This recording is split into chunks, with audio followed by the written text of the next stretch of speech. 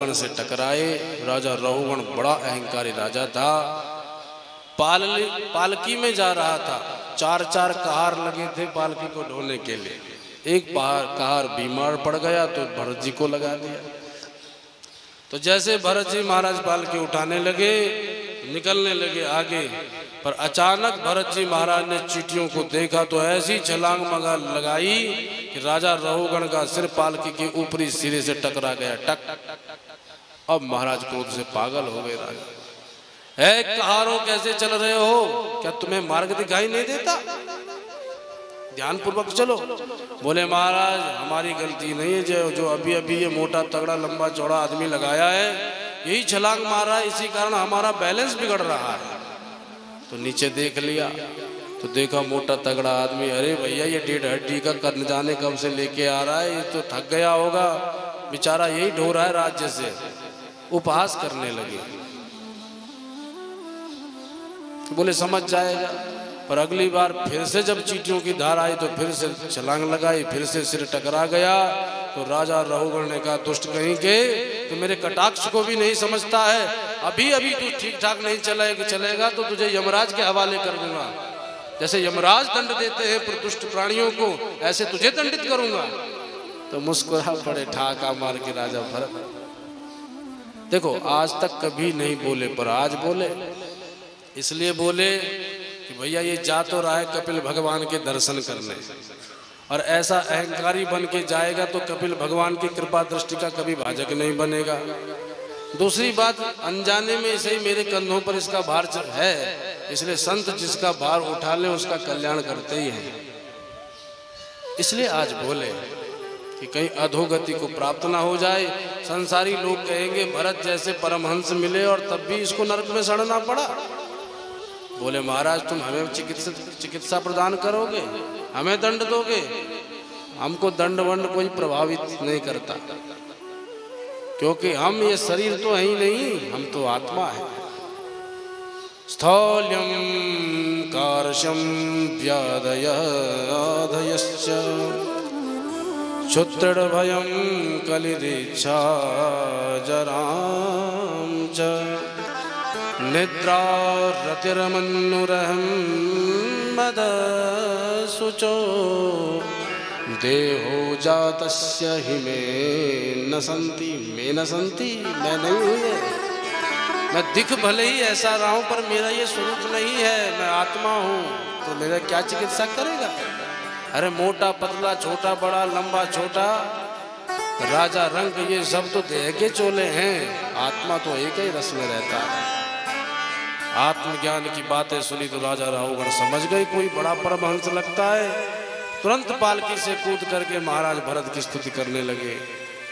कस्तम निघूटश्चरसि द्विजानां बिभर्षि सूत्रम कतमोवधूतः। हे अवधूत आपके वक्षस्थल पर जनेऊ लटक रहा है, आप कोई ब्राह्मण तो नहीं है? कौन परमहंस है? इतनी बड़ी बड़ी बातें कर रहे हो। बोले तू मेरा परिचय जानना चाहता है तो मैं तुझे अपना क्या परिचय दूं राजन? तू तो एक राजा, एक राज्य का राजा बन करके इतना अहंकारी हो गया कि मुझे चिकित्सा देगा। अरे तू एक राज्य का राजा है तो मैं तो सप्तद्वीप वसुंधरा का एक छत्र सम्राट था, मेरा नाम था राजा भरत। फिर मैं दूसरी योनि में मृग बन के आया, अब ब्राह्मण देह में हूँ, तो मैं कौन सा अपना संबंध बताऊं कि मैं ब्राह्मण का बेटा हूँ, राजा का बेटा हूँ, हिरण का बेटा हूँ? कौन सा अपना संबंध बताऊं? ये तो चोले बहुत बदल लिए। एक ही मेरा सच्ची पहचान है कि मैं आत्मा हूँ। क्षेत्रज्ञ आत्मा पुरुषः पुराणः साक्षात् स्वयं ज्योतिरजः परेशः नारायणो भगवान वासुदेवः स्वमाययात्मन्यवधीयमानः।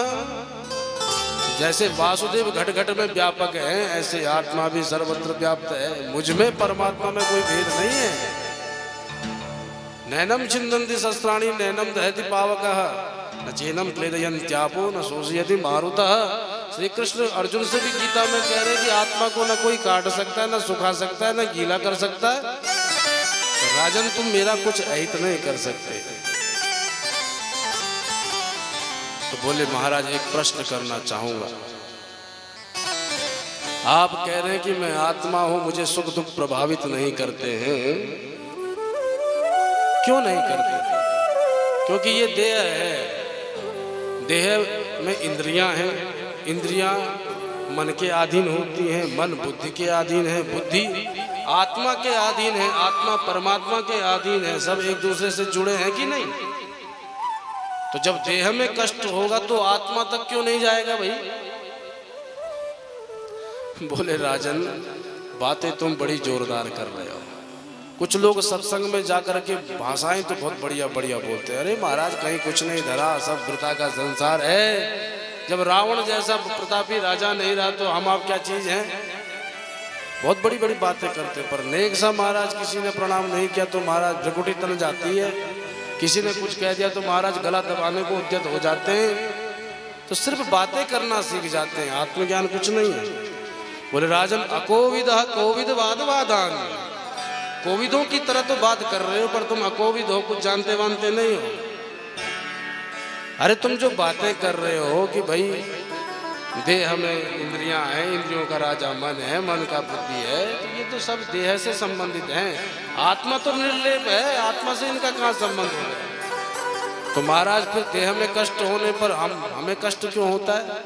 बोले आत्मा को कष्ट नहीं होता, वो मन को कष्ट होता है।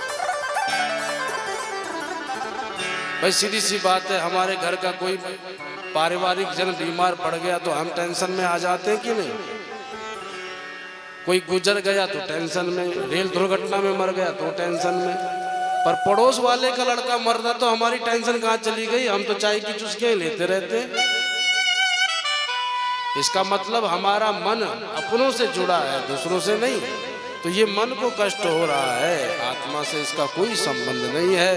दिव्य ज्ञानोपदेश दिया, रहुगण को भागवत धर्म की दीक्षा दी और तब महाराज भरत ने उसका कल्याण कर दिया।